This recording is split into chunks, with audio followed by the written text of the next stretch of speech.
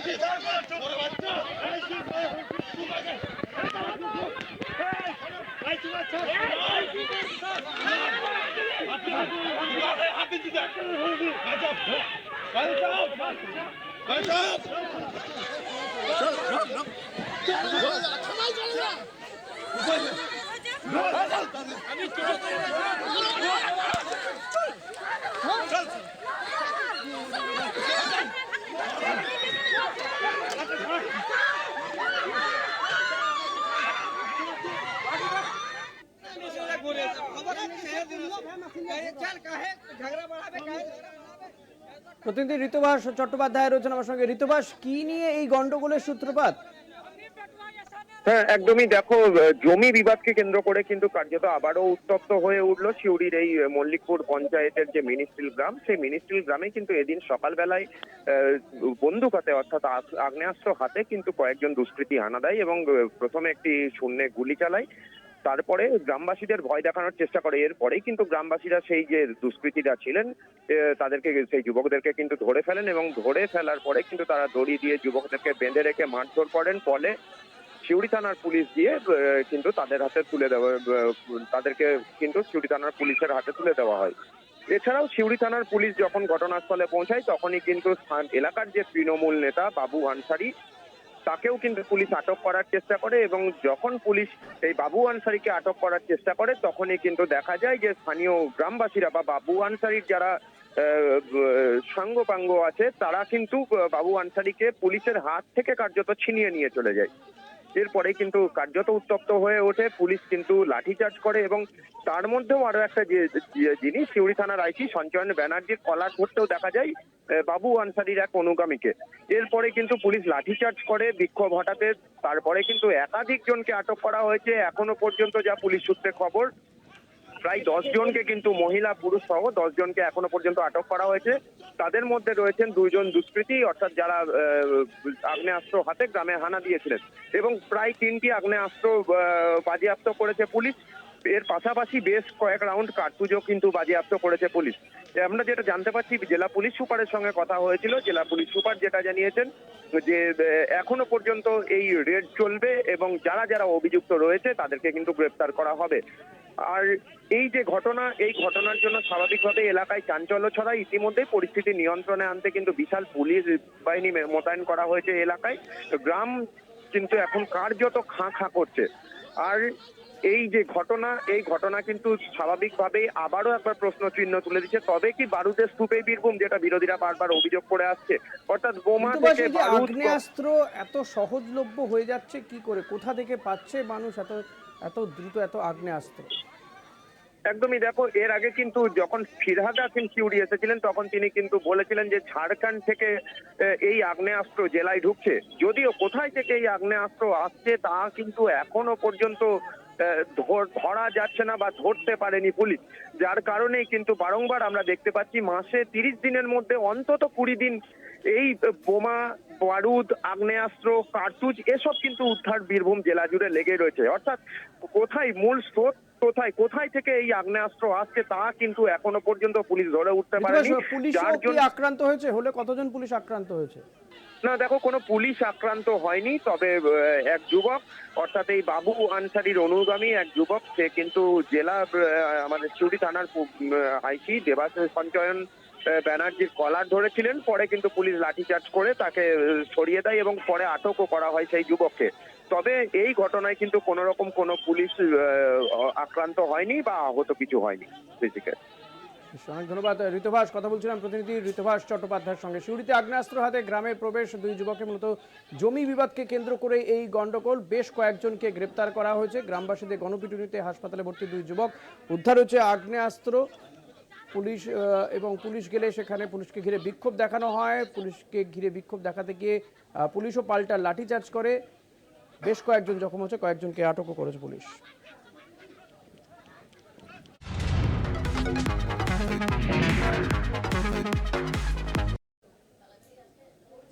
মহাকুম্ভে শাহী স্নানে পুণ্যার্থীদের ভিড়। শাহী স্নান ঘিরে কড়া নিরাপত্তা বন্দোবস্ত রয়েছে। আগামীকাল অর্থাৎ 29শে জানুয়ারি মহাকুম্ভে শাহী স্নান এবং সেই শাহী স্নানকে কেন্দ্র করে কড়া নিরাপত্তা ব্যবস্থা সেখানে। কিন্তু এই সমস্ত কিছুকে কেন্দ্র করে কিন্তু মানুষের উৎসাহ উদ্দীপনা চোখে পড়ার মতো প্রচুর মানুষ এবার ভিড় জমিয়েছেন মহাকুম্ভে। কারণ 144 বছর পর এই মহাকুম্ভ এবং বুধবার মৌনী অমাবস্যা, আর সেই দিনে শাহী স্নান, ত্রিবেণী সঙ্গমে স্নানের বিশেষ ধর্মীয় তাৎপর্য রয়েছে।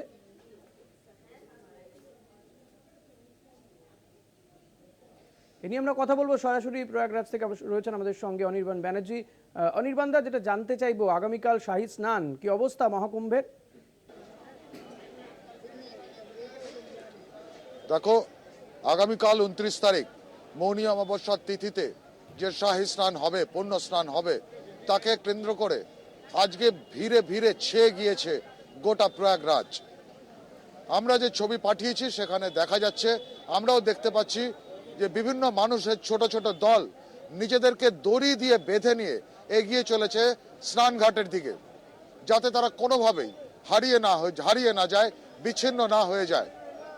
একটু সামনেই প্রয়াগরাজ সঙ্গম স্টেশন, সেখানে যখন ট্রেন এসে থামছে তখন বিপুল মানুষের ভিড় মুহূর্তে ঢেকে ফেলছে গোটা প্রয়াগরাজ শহরের রাস্তাঘাট, এবং একই সঙ্গে ভিড়ে ছেয়ে গেছে বিভিন্ন স্নানঘাট। এবং প্রশাসনের তরফ থেকে নির্দেশ এসেছে আগামীকাল অর্থাৎ 29 তারিখ শাহী স্নানের দিন যে যেখানে থাকবে তারা যেন সেই ঘাটে স্নান করে, অর্থাৎ সবাইকে সঙ্গমে যেতে দেওয়া হবে না। যে দশাশ্বমেধ ঘাটে থাকবে সে যেন সেখানেই স্নান করে, এরকম ভাবে যে ঘাটে থাকবে তারা যেন সেখানেই স্নান করে। এখনো পর্যন্ত পাওয়া হিসেব অনুযায়ী মোটামুটি 14,21 লাখ মানুষ স্নান সেরেছেন। তার মধ্যে শুধুমাত্র আজকেই 2,39 লাখ মানুষ স্নান সেরেছেন এই প্রয়াগরাজে। কাজেই বোঝাই যাচ্ছে যে কি বিপুল পরিমাণ মানুষের ভিড় জমে উঠেছে এই প্রয়াগরাজে। ঋষিকেশ। অনির্বাণ, নিঃসন্দেহে তুমি যেমনটা বললে যে কোটি কোটি মানুষ আসছে, তারা স্নান সারছেন, তো প্রশাসন কিভাবে সামলাচ্ছে সবকিছু? দেখো, আমরা এটা বরাবরই বলে এসেছি যে এখানকার অব্যবস্থা নিয়ে আমরা সেই ছবিও দেখিয়েছি, যেখানে বয়স্ক বৃদ্ধ মানুষদের বিপজ্জনক রাস্তা দিয়ে স্নান ঘাটে পৌঁছতে হচ্ছে। ঠিক করে বললে এই মুহূর্তে প্রশাসন, সরকারের হাত পা খুলে গেছে এই ভিড়ে। একদম সত্যি কথায় প্রশাসন এবং সরকার কাঁপছে মানুষের এই ভিড়ে। আমি দেখাচ্ছি যে আমার চারপাশে কি বিপুল পরিমাণ মানুষের ভিড়। এই ভিড়টা হচ্ছে স্নান সেরে যারা ফিরছেন শহরে বা অন্য কোথাও। এই ভিড়ের দিকে লক্ষ্য রাখো, মানুষের মাথা ছাড়া আর কিছুই দেখা যাচ্ছে না। দলে দলে মানুষ তারা স্নান সেরে এগিয়ে চলেছে। এটা বিকেল বেলায়, এখন ভিড় একটু কম, তাহলে বোঝাই যাচ্ছে যে সকালবেলার দিকে কি পরিমাণ ভিড় এখানে ছিল। আর এই দিকে যে ভিড় যাচ্ছে সেই ভিড়টা হচ্ছে স্নানঘাটের দিকে। এখন বিকেল, কিন্তু সেই ভিড়ও কিছু কম নেই। এক টানা মানুষের ঢল ক্রমাগত বয়ে চলেছে প্রয়াগরাজে বিভিন্ন স্নানঘাটের দিকে। এই যে বিপুল ভিড়, এই ভিড়কে সামলানো কিন্তু সহজ কথা নয়। এর আগের যারা কুম্ভ 12 বছর অন্তর পূর্ণ কুম্ভ সামলেছেন, কিন্তু এবার 144 বছর অন্তর যে মহাকুম্ভ হয়, সেই মহাকুম্ভ ফলত বোঝাই যাচ্ছে সরকার এবং প্রশাসনের কিরকম নাজেহাল অবস্থা। বিভিন্ন ব্রিজ বন্ধ করে দিয়ে বিভিন্ন রকমের ওয়ান ওয়ে তৈরি করেও কিন্তু এই ভিড়কে কোনো রকম ভাবে সামলানো যাচ্ছে না। ঋষিকেশ। অনেক ধন্যবাদ অনির্বাণদা। কথা বলছিলাম আমাদের প্রতিনিধি অনির্বাণ ব্যানার্জির সঙ্গে। অনির্বাণ ছিলেন প্রয়াগরাজ থেকে সরাসরি। মহাকুম্ভ আর মহাকুম্ভে আগামীকাল শাহী স্নান, মৌনী অমাবস্যায় শাহী স্নান। তো সেই শাহী স্নানকে কেন্দ্র করে কিন্তু সেখানে বহু মানুষের ভিড়, কোটি কোটি মানুষ জড়ো হয়েছেন।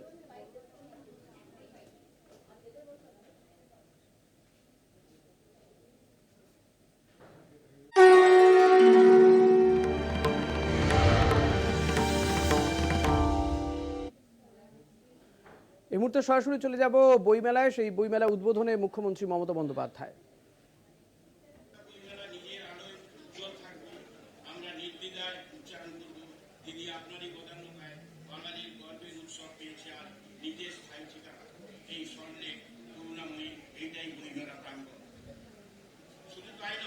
সংস্কৃতির শীর্ষ ব্যক্তিত্ব হিসেবে আপনি যে সম্মান পাবলিশার বুকসেলার গিল্ডের প্রতিনিধি হিসেবে আমাদের দিয়ে চলেছেন, এর কোনো তুলনা হবে না। প্রকৃত অর্থে আপনি নিজে এই বাংলার অত্যন্ত প্রিয় সৃজনশীল মানুষ, কবি, প্রাবন্ধিক এবং গীতিকার ও সুরকার। সেই জন্য আপনি বই ও সৃজনশীলতাকে সম্মান জানিয়ে আমাদের বিদেশে আপনার সফর সঙ্গী হওয়ার সুযোগ দিয়েছেন। এমনকি গতবার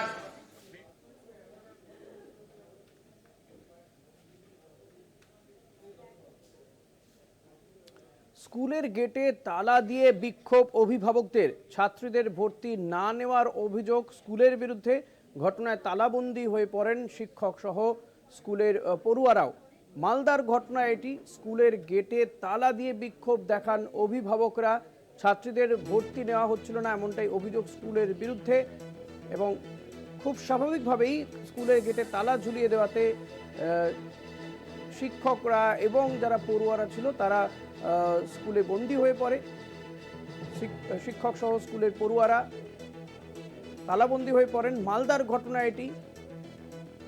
পরিতোষ সরকার হচ্ছে। পরিতোষ, কি কারণেই বা এই ছাত্রীদেরকে ভর্তি নেওয়া হচ্ছিল না? শেষমেশ তালা কি খোলা হয়েছে? একদমই ঋষিকেশদা, ছাত্রীদের ভর্তি না নেওয়ার পেছনে যে কারণ জানা যাচ্ছে, এলাকারই যে বিদ্যালয় রয়েছে মানিকচক উচ্চ বিদ্যালয়, সেই উচ্চ বিদ্যালয় কর্তৃপক্ষ তাদেরকে জানিয়েছে এই বিদ্যালয়ে তাদের ভর্তি নেওয়া হবে না। এই বেচুটোলা ম্যানেজ প্রাথমিক বিদ্যালয়ের ছাত্রীদের ভর্তি করার জন্য মানিকচক উচ্চ বিদ্যালয় কর্তৃপক্ষের তরফে জানানো হয়েছে এলাকার যে জুনিয়র বালিকা বিদ্যালয় রয়েছে সেখানে ভর্তি করতে। আর সেই গোটা ঘটনায় রীতিমতো ক্ষিপ্ত এলাকার অভিভাবকরা। কেন তাদের ছাত্রীদের এলাকারই উচ্চ বিদ্যালয়ে ভর্তি নেওয়া হবে না, অন্যত্র কেন ভর্তি করতে বলা হচ্ছে, সেই অভিযোগকে সামনে রেখে ক্ষোভ বিক্ষোভে সামিল হয়। যদিও গোটা ঘটনার পর মানিকচক থানার পুলিশ পৌঁছায়। পুলিশ এলাকার যে সমস্ত ক্ষিপ্ত অভিভাবক রয়েছে তাদের সাথে কথা বলেন এবং পুলিশের আশ্বাসের পর অবশেষে তালা খোলা হয়, ঘেরাও মুক্ত হয় বিদ্যালয়ের শিক্ষক শিক্ষিকার পাশাপাশি ছাত্রছাত্রীরা যারা বিদ্যালয়ে পড়ুয়া তাদেরকেও আটকে রেখে এই গেটে তালা মেরে দিয়ে বিক্ষোভ দেখাচ্ছিলেন অভিভাবকরা বলে জানা যাচ্ছে। ঋষিকেশদা, শেষমেশ স্কুল কর্তৃপক্ষ কি সিদ্ধান্ত নিল? ছাত্রীদের কি ভর্তি নেওয়া হবে, যেটা মূলত দাবি ছিল অভিভাবকদের? একদমই তোমাকে বলে রাখি, মানিকচক উচ্চ বিদ্যালয়ের প্রধান শিক্ষিকা যেটা জানিয়েছেন, অমর বিদ্যালয় পরিদর্শকের নির্দেশ মতো এই ধরনের সিদ্ধান্ত নেওয়া হয়েছে। বিশেষ করে এলাকার যে জুনিয়র বালিকা বিদ্যালয় সেটি যাতে কোনোভাবে নষ্টের দিকে না চলে যায়, কারণ এই জুনিয়র বালিকা বিদ্যালয়ের ছাত্রীর সংখ্যা কমে যাচ্ছে, তার কারণে বিদ্যালয়ে পঠন পাঠন একটা খারাপ জায়গায় যাচ্ছে বলছে অমর বিদ্যালয় পরিদর্শক কর্তৃপক্ষ। ফলে এই ধরনের সিদ্ধান্ত যাতে করে ওই বিদ্যালয়কে আরো সচল করা যায়, বিদ্যালয়মুখী যাতে ছাত্রীরা হয়, এই সমস্ত যে সমস্ত বার্তা রাখা হয়েছিল। শেষমেশ বিদ্যালয়ের প্রধান শিক্ষিকা তিনি জানিয়েছেন অমর বিদ্যালয় পরিদর্শক এবং যে ডিআই তারা যে ধরনের নির্দেশিকা দিবে সেই ধরনের নির্দেশিকা মতো আগামী পদক্ষেপ নেওয়া হবে। আর তারপরেই সেই সমস্ত নির্দেশিকা অভিভাবকদের জানানো হবে। ধন্যবাদ পরিতোষ। কথা বলছিলাম প্রতিনিধি পরিতোষ সরকারের সঙ্গে। স্কুলের গেটে তালা দিয়ে বিক্ষোভ দেখাচ্ছিলেন অভিভাবকরা, কিন্তু শেষমেশ স্কুল কর্তৃপক্ষ তাদেরকে বোঝান এবং তাদের দাবি নিয়ে ভাবা হবে বলে আশ্বাস মেলার পরে কিন্তু তালা খুলে দেওয়া হয়।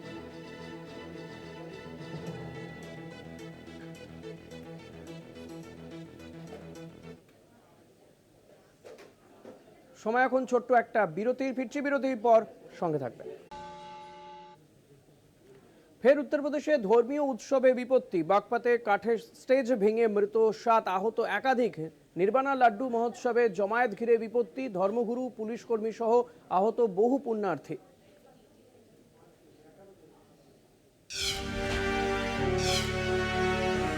উত্তরপ্রদেশের ধর্মীয় অনুষ্ঠানে ভয়াবহ দুর্ঘটনা। মঙ্গলবার অনুষ্ঠান মঞ্চ ভেঙে বিপত্তি। ঘটনায় মৃত্যু অন্তত 6 জনের, আহত বহু। কিভাবে দুর্ঘটনা? জানা গিয়েছে, উত্তরপ্রদেশের বাগপতে প্রত্যেক বছরই পালিত হয় জৈন নির্বাণ উৎসব। অনুষ্ঠানের অন্যতম রীতি লাড্ডু মহোৎসব। বাঁশ এবং কাঠ দিয়ে তৈরি হয় এই অনুষ্ঠানের মঞ্চ। জৈন সন্তরাও হাজির থাকেন এই অনুষ্ঠানে। মঙ্গলবার বাগপতের গান্ধী রোডের মনস্তম্ভ কমপ্লেক্সে উৎসব চলছিল। অনুষ্ঠান চলাকালীন ভগবান আদিনাথের উদ্দেশ্যে লাড্ডু উৎসর্গ করা হচ্ছিল। মঞ্চে ছিলেন বেশ কয়েকজন জৈন সাধু। সেই সময় মঞ্চে উঠে পড়েন অন্তত 100 জন পুণ্যার্থী। প্রবল ভিড়ের চাপেই হুড়মুড় করে ভেঙে পড়ে অনুষ্ঠান মঞ্চ। 65 ফুট উঁচু ওই মঞ্চটি কাঠ এবং বাঁশ দিয়ে বানানো হয়েছিল। বাঁশ ও কাঠের পাটাতন ভেঙে পড়তেই পুণ্যার্থীদের মধ্যে হুড়োহুড়ি পড়ে যায়। ভেঙে পড়া পাটাতনের নিচে চাপা পড়েন বহু পুণ্যার্থী। খবর পেয়ে সঙ্গে সঙ্গে ঘটনাস্থলে পৌঁছয় বিরাট পুলিশ বাহিনী। 108টি অ্যাম্বুলেন্সও পাঠানো হয় ঘটনাস্থলে। सभी टीम्स पहुंची थी, पुलिस की भी, प्रशासन की भी, फायर डिपार्टमेंट की भी, और जितने भी घायल व्यक्ति थे उनको आसपास के अस्पताल में पहुंचाया। उनका प्राथमिक उपचार चल रहा है। अभी तक की जो सूचना मिली है, लगभग 20 से 25 लोग जो हैं घायल हुए थे और कुछ लोग सामान्य चोटें थी, उन सबको फर्स्ट एड दी के उनको घर पहुंचाया गया है। अभी कुछ लोग जो हैं, अभी तक की जो सूचना ही 2-3 लोग जो हैं वो अभी गंभीर रूप से घायल है, उनका भी उपचार चल रहा है और जो भी स्थिति होती है उसको आप लोगों से शेयर किया जाएगा, अपडेट किया जाएगा।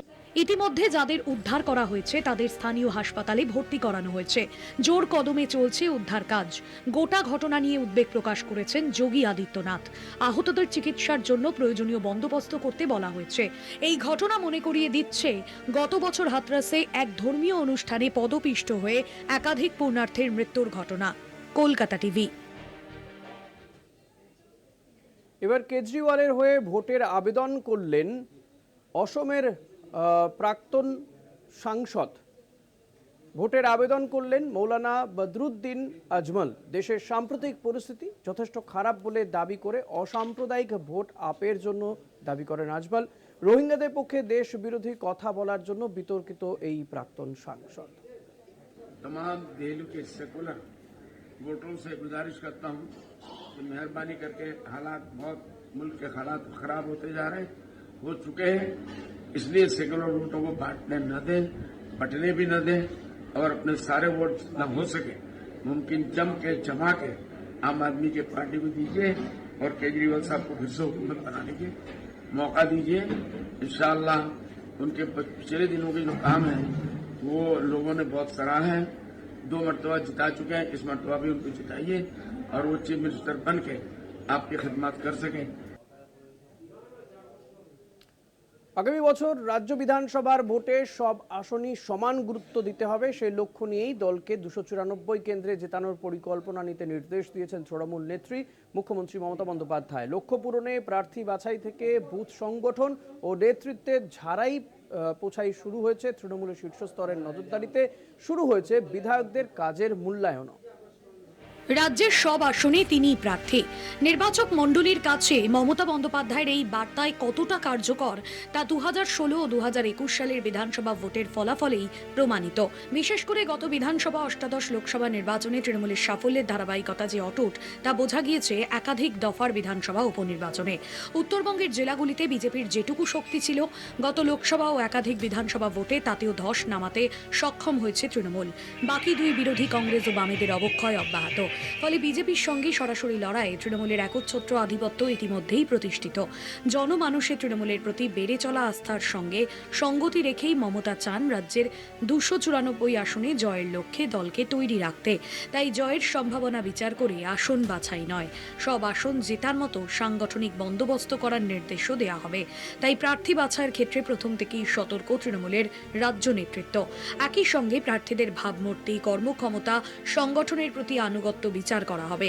সেই নিরিখে বর্তমান বিধায়কদের কাজের পারফরমেন্স সবিশেষ গুরুত্ব পাবে। বিজেপি যেসব আসনে জয়ী হয়েছিল সেখানে বাড়তি জোর দিতে সংগঠন ঢেলে সাজানোর নির্দেশ দিয়েছে শীর্ষ নেতৃত্ব। সূত্রের খবর, অগ্রাধিকার পাবে নতুন প্রজন্মের মুখ, মহিলা প্রতিনিধির সংখ্যাও বৃদ্ধি পাবে 2026 সালের ঘাসফুলের প্রার্থী তালিকায়। কলকাতা টিভি। আবার একটা বিরতি নিয়ে ফিরবো, সঙ্গে থাকবেন। ফিরে এলাম বিরতির পর।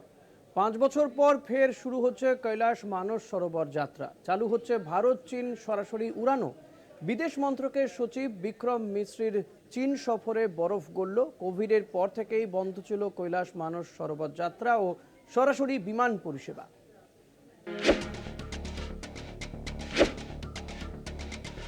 সম্প্রতি দুদিনের চীন সফরে সেদেশের বিদেশমন্ত্রী ওয়াংয়ের সঙ্গে বৈঠক করেন বিদেশ সচিব বিক্রম মিশ্রি। বিদেশ মন্ত্রকের সচিব বিক্রম মিশ্রির চীন সফরেই বরফ গলল। 2020 সালের কোভিড-19 মহামারীর সময় থেকে বন্ধ রয়েছে কৈলাস মানস সরোবর যাত্রা। কোভিডের সময় থেকে বন্ধ ভারত চীন সরাসরি উড়ান। মহামারীর প্রকোপ কমলেও সীমান্ত বিবাদে দুই দেশের সম্পর্কের অবনতি হয়েছিল। কৈলাস মানস সরোবর যাত্রা এবং সরাসরি উড়ান পরিষেবা দুটি এতদিন পর্যন্ত বন্ধ ছিল। কৈলাস মানস সরোবর যাত্রা এবং দুই দেশের মধ্যে সরাসরি উড়ান চলাচল ফের শুরু করতে চলেছে ভারত ও চীন। এই মুহূর্তে দুদিনের চীন সফরে আছেন বিদেশ সচিব বিক্রম মিশ্রি। তাঁর এই সফরের সময়ই ভারত ও চীন এই সিদ্ধান্ত নিয়েছে বলে জানিয়েছে বিদেশ মন্ত্রক। সোমবার 27 জানুয়ারি এক বিবৃতিতে মন্ত্রক জানিয়েছে, 2025 সালের গ্রীষ্মেই কৈলাস মানস সরোবর যাত্রায় রাজি দুই দেশ। এ বিষয়ে প্রয়োজনীয় পদক্ষেপ করার বিষয়ে একমত হয়েছে দুপক্ষ। দুদেশের সীমান্তবর্তী নদীগুলিতে তাপবিদ্যুৎ প্রকল্পের বিষয়ে বিশেষজ্ঞ পর্যায়ের আলোচনাতে সম্মত। ভারত চীন সরাসরি বিমান পরিষেবা ফের চালু করার বিষয়েও সম্মত হয়েছে দুই দেশ। গত অক্টোবরে রাশিয়ার কাজান শহরে এক বৈঠকে ভারতের প্রধানমন্ত্রী নরেন্দ্র মোদী এবং চীনের প্রেসিডেন্ট শি জিনপিং বিভিন্ন ক্ষেত্রে দুদেশের সম্পর্ক স্বাভাবিক করতে রাজি হয়েছিলেন। মনে করা হচ্ছে তারই ফলশ্রুতি কৈলাস মানস নিয়ে ভারত চীনের ইতিবাচক সিদ্ধান্ত। প্রত্যেক বছর জুন থেকে সেপ্টেম্বরের মধ্যে ভারত থেকে তিব্বতের মানস সরোবরে যাত্রা করেন ভারতীয় পুণ্যার্থীরা। প্রায় প্রতি বছরই শয়ে শয়ে পুণ্যার্থী যান কৈলাসে। বিদেশ মন্ত্রকের তত্ত্বাবধানে হয়ে থাকে এই পুণ্যযাত্রা। নাথুলা ও লিপুলেখ পাসের মাধ্যমে ভারত থেকে তিব্বতে প্রবেশ করেন পুণ্যার্থীরা। তারপর কড়া নিরাপত্তা বলয়ে তাঁদের কৈলাস পর্যন্ত নিয়ে যায় চীনা প্রশাসন। নেপালের বিভিন্ন ট্রাভেল এজেন্সি পর্যটকদের কৈলাস নিয়ে যায়। দ্বিপাক্ষিক সম্পর্ক পুনর্নির্মাণ ও স্থিতিশীল করার লক্ষ্যে বেশ কিছু জনকেন্দ্রিক পদক্ষেপ করতে সম্মত হয়েছে দুই দেশ। উল্লেখ্য, 2025 সালে ভারত চীন কূটনৈতিক সম্পর্কের 75 বছর পূর্ণ হচ্ছে। কলকাতা টিভি। বিজেপি শাসিত হরিয়ানাতেই কেন্দ্রীয় বঞ্চনা। স্বাস্থ্য বীমা প্রকল্প আয়ুষ্মান ভারত প্রকল্পে বকেয়া 400 কোটি টাকা। অভিযোগ, টাকা মেটাচ্ছে না কেন্দ্রীয় সরকার। রাজ্যের 66টি বেসরকারি হাসপাতাল আয়ুষ্মান ভারত প্রকল্পে রোগীদের চিকিৎসা পরিষেবা বন্ধ করার হুঁশিয়ারি দিল, জানালো আইএমএর হরিয়ানা ইউনিট। বকেয়া 400 কোটি। কেন্দ্রের আয়ুষ্মান ভারতে চিকিৎসা না করার সিদ্ধান্ত 600 হরিয়ানার হাসপাতালের। বিজেপি শাসিত রাজ্যেই কেন্দ্রীয় বঞ্চনার অভিযোগ। হরিয়ানায় ডাবল ইঞ্জিন সরকারের ভিতরেই কেন্দ্রীয় সরকারের প্রকল্পের টাকা দেওয়া নিয়ে শুরু টানাপোড়েন। তাহলে কি আয়ুষ্মান ভারত প্রকল্প নিয়ে বড় বড় বক্তৃতাই সার? তবে কি প্রকল্পের সুবিধা দিতে অপারগ মোদী সরকার? প্রশ্নটা উঠেই গেল।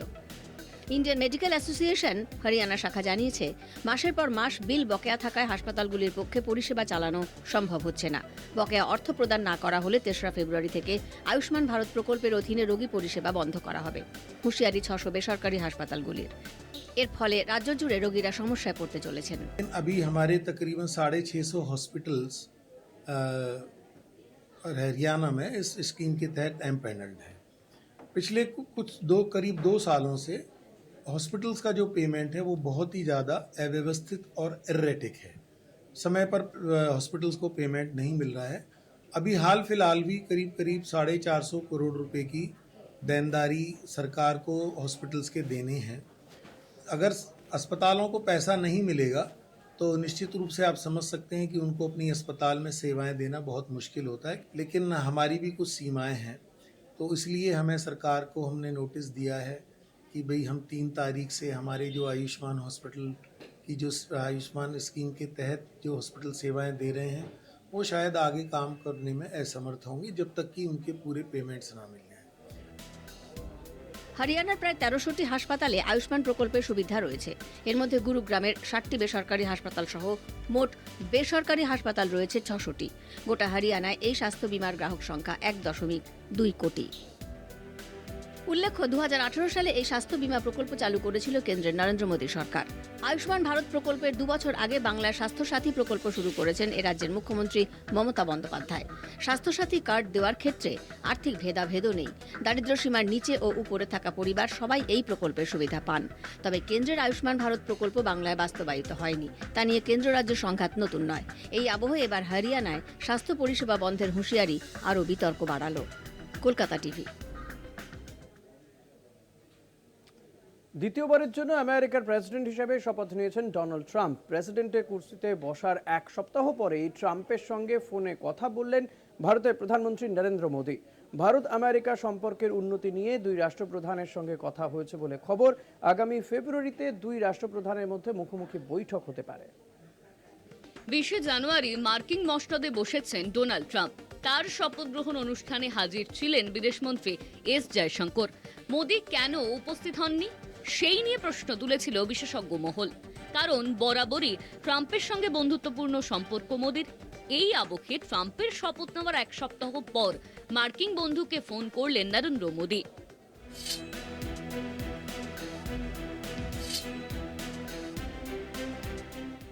ট্রাম্পের সঙ্গে ফোনে কথা বলার বিষয়টি এক্স হ্যান্ডেলে পোস্ট করে জানিয়েছেন মোদী। সামাজিক মাধ্যমে লেখেন, আমেরিকার প্রেসিডেন্ট ডোনাল্ড ট্রাম্পের সঙ্গে ফোনে কথা বলে আমি উচ্ছ্বসিত। দ্বিতীয়বার ঐতিহাসিক জয়ের জন্য তাকে অভিনন্দন। আমরা দেশের জনগণের কল্যাণে এবং বিশ্ব শান্তি, সমৃদ্ধি ও নিরাপত্তার লক্ষ্যে আগামী দিনেও একসঙ্গে কাজ করব। জানা যাচ্ছে চলতি বছরের ফেব্রুয়ারিতেই মুখোমুখি হতে পারেন ট্রাম্প ও মোদী।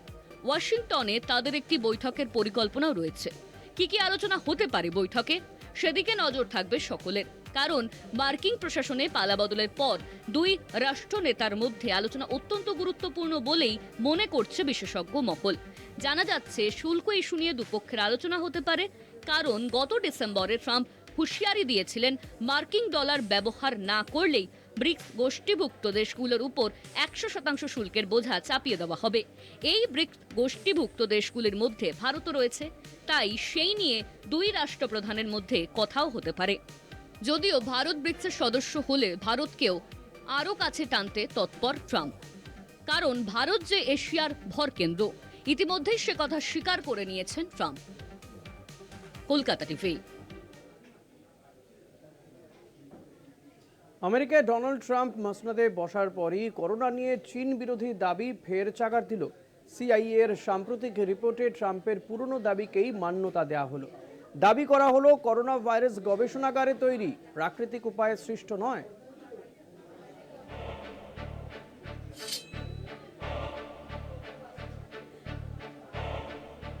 ট্রাম্প আসতেই করোনা কাঠগড়ায় চীন। সিআইএ রিপোর্টে চাঞ্চল্যকর দাবি, করোনা ল্যাবে তৈরি, প্রাকৃতিক নয়। ট্রাম্প ক্ষমতায় আসার পর নতুন করে কোভিড বিতর্ক মাথাচাড়া দিচ্ছে। চীনের বিরুদ্ধে ফের নিশানা তাক করল মার্কিন গুপ্তচর সংস্থা সিআইএ। তাদের দাবি করোনা ভাইরাস প্রাকৃতিক নিয়মে সৃষ্ট হওয়ার চেয়ে গবেষণাগারে তৈরির তত্ত্বই অনেক বেশি সমর্থনযোগ্য। জন র্যাডক্লিফ সংস্থার ডিরেক্টর পদে শপথ নেওয়ার পরই এই তত্ত্ব সামনে আনলো সিআইএ। ট্রাম্পের দীর্ঘদিনের দাবিকে মান্যতা দিতেই এই দাবি তুলে ধরা হয়েছে বলে মনে করা হচ্ছে। শনিবার সিআইএ এর এক রিপোর্ট সামনে এনেছে ট্রাম্প প্রশাসন। রিপোর্টে গুপ্তচর সংস্থাটি স্পষ্টভাবে দাবি করেছে যে করোনা কোনো প্রাকৃতিক ভাইরাস নয়, পরিকল্পনা মাফিক এটিকে গবেষণাগারে তৈরি করা হয়েছে।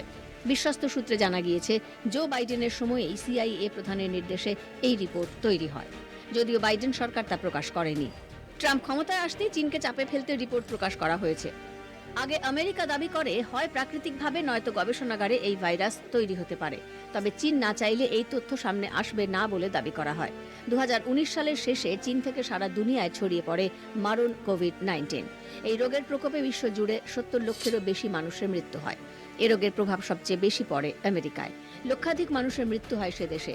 ঘটনায় সরাসরি চীনকে দায়ী করেন তৎকালীন প্রেসিডেন্ট ডোনাল্ড ট্রাম্প। যদিও দীর্ঘ তদন্তের পর তখন স্পষ্ট উত্তর আসেনি ভাইরাস গবেষণাগারের নাকি প্রাকৃতিক। ট্রাম্প ক্ষমতায় আসতেই এবার সিআইএর চাঞ্চল্যকর রিপোর্ট প্রকাশ করল আমেরিকা। কলকাতা টিভি। মেক্সিকো উপসাগরের নাম বদলে করা হবে গালফ অফ আমেরিকা। মার্কিন জিওগ্রাফিক নেম সিস্টেমের বদল হলেই পদক্ষেপ গুগলের। গুগল ম্যাপেও বদলে যাবে গালফ অফ মেক্সিকোর নাম। মেক্সিকো উপসাগরের নাম বদলের সিদ্ধান্ত ডোনাল্ড ট্রাম্পের। নতুন নাম হবে গালফ অফ আমেরিকা। ট্রাম্পের দেখানো পথেই হাঁটতে চলেছে গুগল। সিদ্ধান্তকে কেন্দ্র করে দক্ষিণ আমেরিকায় অসন্তোষের সম্ভাবনা। এই নিয়ে কথা বলবো। Kolkata TV political editor Ashis Chattopadhyay রয়েছেন আমার সঙ্গে এই মুহূর্তে। আশিস দা, খুব স্বাভাবিকভাবেই এই যে সিদ্ধান্তের কথা বলা হচ্ছে বা গুগলও যে সিদ্ধান্ত নিয়েছে তা নিয়ে দক্ষিণ আমেরিকা জুড়ে অসন্তোষের একটা সম্ভাবনা দেখা দিচ্ছে। কি হতে পারে পরিস্থিতি, এই বিষয়টাকে কিভাবে দেখছে তারা? দেখো, প্রথম কথা হচ্ছে যে সম্পূর্ণ অনধিকার চর্চা করছেন ট্রাম্প। আন্তর্জাতিকভাবে স্বীকৃত বিভিন্ন জায়গার যে নাম আছে সেটা ট্রাম্পকে কেউ দায়িত্ব দেয়নি বদলে দেওয়ার, এবং ট্রাম্পের কোনো অধিকারও নেই, কেননা তিনি মার্কিন যুক্তরাষ্ট্রের প্রেসিডেন্ট, তিনি সারা পৃথিবীর প্রেসিডেন্ট নন।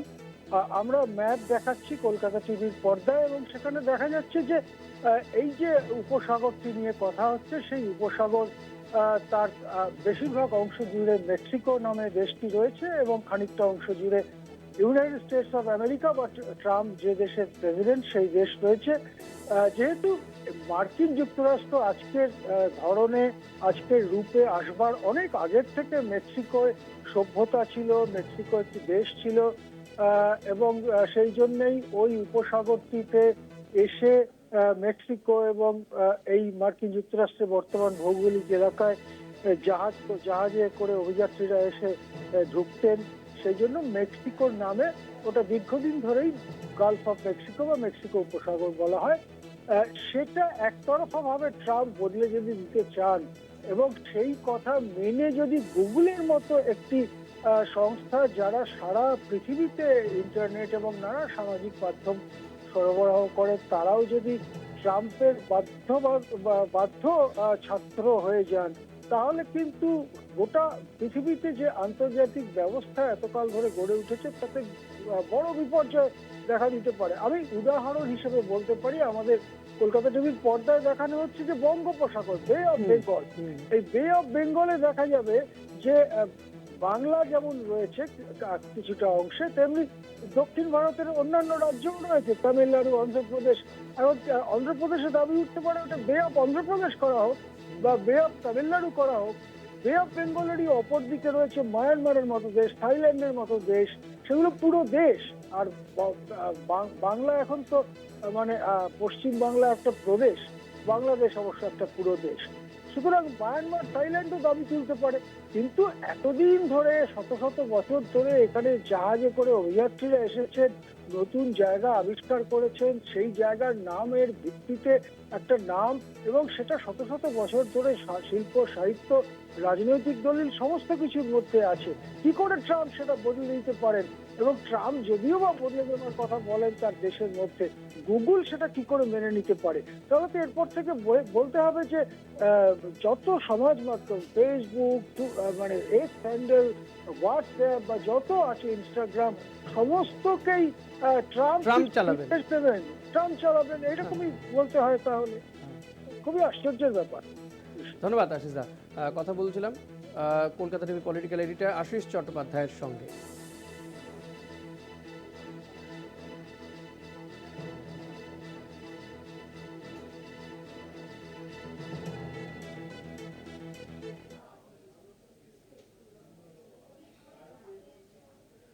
আমি কি আবার প্রেসিডেন্ট নির্বাচনে লড়তে পারবো? নিশ্চিত নই বলছেন ট্রাম্প। ট্রাম্প দ্বিতীয়বারের জন্য প্রেসিডেন্ট নির্বাচিত হয়েছেন 20শে জানুয়ারি। সংবিধান অনুযায়ী কোনো ব্যক্তি পরপর দুবার প্রেসিডেন্ট হতে পারেন না। ট্রাম্প পরপর দুবার প্রেসিডেন্ট হননি, মাঝে পরাজিত হয়েছিলেন। এই খবরে আমরা আসছি, তবে এবার চলে যাব কলকাতা আন্তর্জাতিক বইমেলায়। সেখানে মুখ্যমন্ত্রী মমতা বন্দ্যোপাধ্যায় রয়েছেন, কি বলছেন শুনবো। আন্তর্জাতিক কলকাতা বইমেলার কর্ণধার সুধাংশুদা এবং টিবিদ্দা দুই যমজ ভাই, আমার ক্যাবিনেটটা পুরো এখানে উপস্থিত মনে হচ্ছে। কার নাম বলবো আর কার নাম বলবো না, আমার ক্যাবিনেটটা পুরো এখানে উপস্থিত মনে হচ্ছে। কার নাম বলবো আর কার নাম বলবো না, better to avoid. I have so many MLAs, ministers, mayor, the cabinet, full of cabinet, and including my speaker, honorable speaker, all are present here, and also the eminent personalities from the cultural field, they are also here, and all the academic people are also here, the book publishers and all the writers, there are so many. আমি আপনাদের সকলকেই ধন্যবাদ জানাচ্ছি এই সুন্দর প্রোগ্রামে, এই শুভ অনুষ্ঠানে। প্রতিবারের মতো এবারেও আমাকে আমন্ত্রণ জানিয়েছেন। আমি এবার বলেছিলাম যে একবার আমায় বাদ দিন, তোরা বললো না, হবে না। তো যাই হোক, I must congratulate the German ambassador, especially the Philipp Ackermann and Madam Dr. Marla Schickenbach, and all of your friends, delegates. We are fortunate enough that I came to know that more than 50 people they are present here from Germany itself. Argentina is also here, and the other theme countries, other 20 countries. On behalf of Boimela and West Bengal government, and just like your sweet home, just like your, you can say sister, you can say daughter, you can say mother, whatever it is, I convey our best wishes and best regards and humble regards to all of your artists, culture from cultural field, the footballers, the politicians, and all of you. All the country who are present here, including the consulate, who convey our Happy New Year greetings to all of you. Thank you so much for coming over here. You are the pioneer of the book fair. That Frankfurt book fair is very popular. Of course, I went to Frankfurt and Munich and other places also in Germany, so I know very well. So, little bit I know. So, but this time I can tell you that in our country, the Calcutta International Book Fair is one of the best book fair. And I want to see it as a best of the best. You have mentioned about, Madam mentioned about unity in diversity. Different type of diversity mentioned. বৈচিত্র্যের মধ্যে ঐক্য, সম্প্রীতি, অনেক ভাষা, নানা মত, নানা পরিধান. We also maintain that. Our culture is to maintain the unity and diversity. Always. Ours is a big country, but ours is a different languages in different state. But we love and respect each religion, each caste, each creed, and each of the languages and cultural field also. This is our forefather has given us this philosophy. And of course, Tiribda mentioned about, আমি দু একটা কথা পরে বাংলায় আসছি, just ওনারা আমাদের guest তো, তাই দু একটা বলে নি যাতে বুঝতে পারেন ওনারা। Of course, he mentioned about so many personalities of German country. But one thing he has forgotten to mention, that our great hero of this, son of this soil, and our great hero Netaji Subhash Chandra Bose had a deep connection with Germany. And his daughter also staying there, Anita. I met her also. আমাদের তৃষা, আমরা ancient, medieval and modern, সারা পৃথিবী হোক, দেশ হোক, রাজ্য হোক, সমস্ত document বইয়ের থেকে আমরা পাই। অ্যান্ড বই আমাদের ডাউন মেমারি লেনে অলওয়েজ গচ্ছিত থাকে। তাই বইমেলাকে আমরা এত ভালোবাসি। অনেকে ভাবেন ও ছোট, ও বড়, ও তো ছোট লেখক, উনি তো বড় লেখক। কিন্তু মনে রাখবেন, ছোট লেখকদের হাত দিয়েও, লেখিকাদের হাত দিয়েও অনেক সুন্দর জিনিস বেরোয়। Small is always beautiful. সুতরাং বইয়ের মধ্যেও কিন্তু কোনো ডিফারেন্স নেই। বই মানে বই। তারপরে তো সরস্বতী পুজো আসছে, আর এই সময়টা জেনে শুনেই বইমেলা কমিটি ঠিক করে। তার কারণ মা সরস্বতীকে পুজো দিতে হয়, মায়ের আরাধনা করতে হয়, আর বইয়ের উপাসনাটা এখানে হয়। সবাই মিলে এখানে এসে ছাত্রছাত্রীরা সমবেত হয় বই মেলা দেখতে। ডিজিটালের যুগ হলেও গত বছর এরা বিজনেস করেছে প্রায় 30 কোটি টাকার বেশি, এবং more than 27 lakhs people they were present. They are the eyewitness of this book fair, and this time I think it will cross 50 lakhs, maybe 1 crore, I do not know. Public বইমেলাকে ভালোবাসে, এটা হৃদয়ের সাথে একটা সম্পর্ক আছে, যুক্ত থাকে। কত শিল্পী আসেন, কেউ গান করেন, কেউ সঙ্গীতের মধ্যে দিয়ে, আঁকার মধ্যে দিয়ে, কত কিছুর মধ্যে দিয়ে। আমি যেমন আমার স্টলটা দেখছিলাম, জাগো বাংলা স্টলটা, ওটার থিম আমার থিমটা আমার হচ্ছে মামাটি মানুষ। আমি অরিজিনাল একটা বৃক্ষ লাগাতে বলেছিলাম, এবং অরিজিনাল বৃক্ষ এবং অর্জুন গাছ, so one of the important tree, এবং মাটির বাড়ি।